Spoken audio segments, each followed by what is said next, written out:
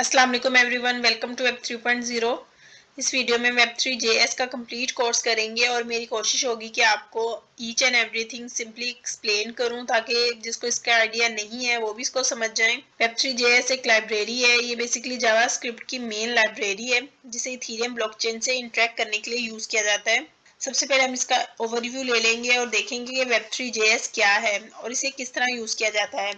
हम इस वीडियो में स्टेप बाय स्टेप काम करेंगे और देखेंगे कि किस तरह Web3 JS को यूज करते हुए हमें डेवलपिंग करनी है।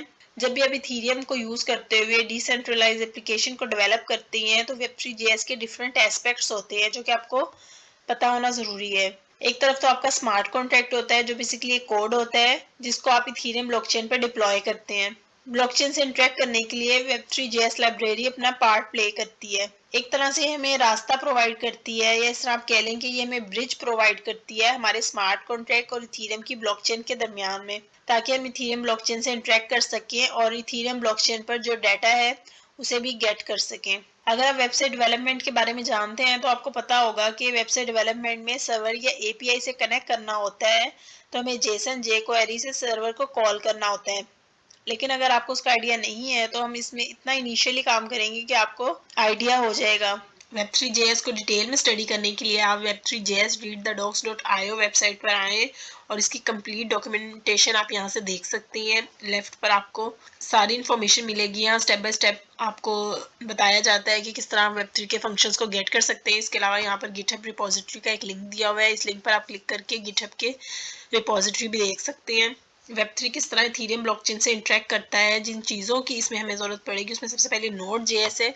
आपने गूगल पर आपने Node.js को लिख के सर्च कर लेना है और अपनी PC के अकॉर्डिंगली आप इसको इंस्टॉल कर लें। इथेरियम नोड को किस तरह रिमोट नोड से हमने कनेक्ट करना है, इसके लिए हमें इन्फ्यूरा की ज़रूरत होगी। इन्फ्यूरा पर आप साइन अप कर लें, मैंने पहले से किया हुआ है। हमें इन्फ्यूरा से एक लिंक चाहिए होगा जो हमें इथेरियम नोड पर एक्सेस देगा। काफ़ी सारे यहाँ पर लिंक दिए हुए हैं लेकिन आपने इसमें से इथेरियम को ही सिलेक्ट करना है और इस लिंक को आपने यहाँ से कॉपी कर लेना है। इन्फ्यूरा एक ऐसा इंफ्रास्ट्रक्चर है जो आपको टूल्स प्रोवाइड करता है ताकि अपनी डैप को आप इथेरियम ब्लॉकचेन से कनेक्ट कर सकें। इसके बाद हम अपने टर्मिनल पर चलते हैं। सबसे पहले मैं यहाँ नोड वर्जन चेक कर लेती हूँ। उसके लिए मैं कमांड लिखूंगी node-v। ये हमारे पास वर्जन आ गया। और इसके अलावा Web3 को आपने सबसे पहले इंस्टॉल करना है। इसके लिए आपने कमांड लिखनी है npm install web3। ये लिख के आप एंटर कर लें, लेकिन मेरे पास क्योंकि पहले से इंस्टॉल है तो इसको मैं इंस्टॉल नहीं करूँगी। अब आपने क्या करना है कि सबसे पहले आपने नोड लिखकर इसको एंटर कर देना। इससे ये होगा कि हम नोड कंसोल में आ जाएंगे। सबसे पहले हमने Web3 को रिक्वायर कर लेना है। इसके लिए हम एक लाइन लिखेंगे var web3। ये आपने ध्यान रखना है कि सबसे पहले हमने कैपिटल W यूज़ की है is equal to require. Require हमने करना है स्मॉल w के साथ Web3। ये लिख के आपने एंटर कर देना है। अनडिफाइंड आया है। अनडिफाइंड का मतलब ये है कि ये सक्सेसफुली रिक्वायर हो गया है। अब क्योंकि हमने इसको जब रिक्वायर किया तो कैपिटल W Web3 में हमने इसको स्टोर करवाया है, उसका वेरिएबल बनाकर हमने उसमें स्टोर किया है इसको। तो अब मैं कैपिटल W के साथ इसको कॉल करूँगी। Web3 अपर केस के साथ आप लिख कर एंटर कर दें तो आपके पास ये सारे फंक्शंस आ जाएंगे जो Web3 आपको प्रोवाइड कर रहा है। आपसे स्क्रॉल करके भी सारे फंक्शंस आप इसके देख सकती हैं जो Web3 प्रोवाइड कर रहा है। इसके अलावा यहाँ पर एक कन्वर्जन टेबल है। ये इथेरियम का कन्वर्जन टेबल है। ये सारी स्मॉल डिनोमिनेशन इथेरियम की लिखी हुई है जिसमें वे है, की वे है और गिवाई है। काफ़ी सारे इसमें डिनोमिनेशंस हैं। इसमें वे का आपको पता होगा कि 1 इथेरियम में कितने वे होते हैं। वे सबसे स्मॉलेस्ट डिनोमिनेशन होता है। 1 के साथ 18 जीरोस लगाएं तो वो 1 ईथर बनता है। यहाँ पर ये कन्वर्जन टेबल हमें प्रोवाइड किया गया है। कन्वर्जन टेबल का पर्पस बेसिकली ये होता है कि इथेरियम को किस तरह डिवाइड किया जाता है डिफरेंट यूनिट्स में। अब जो हमने लिंक कॉपी किया था इन्फ्यूरा से वो हम लिखकर यहाँ पर पेस्ट करेंगे। एक वेरिएबल हम बना लेते हैं URL के नाम से और इस URL वेरिएबल को हम वो लिंक दे देंगे Ctrl+V और एंटर कर दें। अब इसको हम दोबारा से अपने Web3 को रिक्वायर करेंगे लेकिन अब हम लोअर केस के साथ इसको करेंगे क्योंकि अब हम इसका जो सारी इंफॉर्मेशन है, जो सारे फंक्शन है, हम लोअर केस Web3 में ट्रांसफ़र कर रहे हैं। न्यू Web3 क्योंकि हमने जो हमारे पास अपर केस में Web3 था उसके फंक्शन हम लोअर केस में कर रहे हैं तो हमने जो नया वेरिएबल बनाया है वो हमने लोअर केस Web3 के साथ बनाया है और न्यू के साथ हम कॉल कर रहे हैं अपर केस Web3 को। और जो वेरिएबल हमने यूआरएल के नाम से बनाया था उसको हम यहाँ पर एंटर कर देंगे, बस इसको एंटर कर देना है। और अब हम अपना लोअर केस web3 को लिखकर यहाँ पर कॉल कर लेंगे। तो अब हमें पहले से ज़्यादा फंक्शंस दिखाई देंगे। इसकी वजह ये है कि हमने अपने इन्फ्यूरा को, यानी कि जो हमारा टेस्ट ब्लॉकचेन है इथेरियम की, उसके साथ कनेक्ट किया है। रिमोट नोड को हमने कनेक्ट किया है अपने web3 के साथ। तो इसकी आप डिटेल्स देख सकते हैं। इसमें सारे मेथड्स हमें प्रोवाइडेड है। होस्ट में हमें ये लिंक भी आ रहा है जो हमने भी यहाँ पर एंटर किया था। web3 के साथ अकाउंट्स को किस तरह इंटरेक्ट करना है, किस तरह अकाउंट के बारे में इंफॉर्मेशन गेट कर सकते हैं, ये सब हम इसमें देखेंगे। तो इसके लिए हमें एक अकाउंट चाहिए जिसकी इंफॉर्मेशन को हम फाइंड करेंगे। इसके लिए हम ईथर स्कैन पर चलते हैं। ईथर स्कैन एक ब्लॉकचेन एक्सप्लोरर है। ये आपको अलाउ करता है कि इथेरियम ब्लॉकचेन पर आप सारा डाटा यहाँ से रीड कर सकते हैं। सारी ब्लॉकचेन इंफॉर्मेशन, हर चीज़ के एड्रेसेस, टोकन्स का balance, smart contracts, Ethereum blockchain की सारी इंफॉर्मेशन आप यहाँ से रीड कर सकते हैं। मेन इथेरियम नेटवर्क के साथ web3 लाइब्रेरी कनेक्टेड होती है। इथेरियम नेटवर्क को एक्सप्लोर करके हम अकाउंट्स को फाइंड कर सकते हैं और इनके बारे में इंफॉर्मेशन रीड कर सकते हैं। यहाँ पर आपको डिफरेंट अकाउंट दिखाई दे रहे हैं। आप यहाँ से कोई भी अकाउंट सिलेक्ट कर लें। लेट्स सपोज ये मैं सेकंड वाला अकाउंट सिलेक्ट कर रही हूँ और मैं इस अकाउंट को यहाँ से कॉपी कर लेती हूँ। और इसके बाद हम अपने कमांड प्रॉम्प्ट पर चलते हैं। अब जो हमने अकाउंट एड्रेस कॉपी किया है हम उसके अगेंस्ट इंफॉर्मेशन रीड करेंगे, यानी कि उसके अगेंस्ट हम देखेंगे कि कितना बैलेंस पड़ा है। तो सबसे पहले हम एक वेरिएबल में जिसका नाम हम एड्रेस रख लेते हैं, उसके अगेंस्ट हम इस एड्रेस को स्टोर कर लेते हैं। आपने वेरिएबल बनाया है एड्रेस नाम से और यहाँ पर ये एड्रेस को आपने स्टोर करवा दिया। आपने एक एड्रेस नाम से वेरिएबल बनाया और इस एड्रेस को आपने उस एड्रेस नाम की वेरिएबल में स्टोर करवा दिया। उसके बाद हमने एक कमांड लिखनी है, web3.eth.getBalance।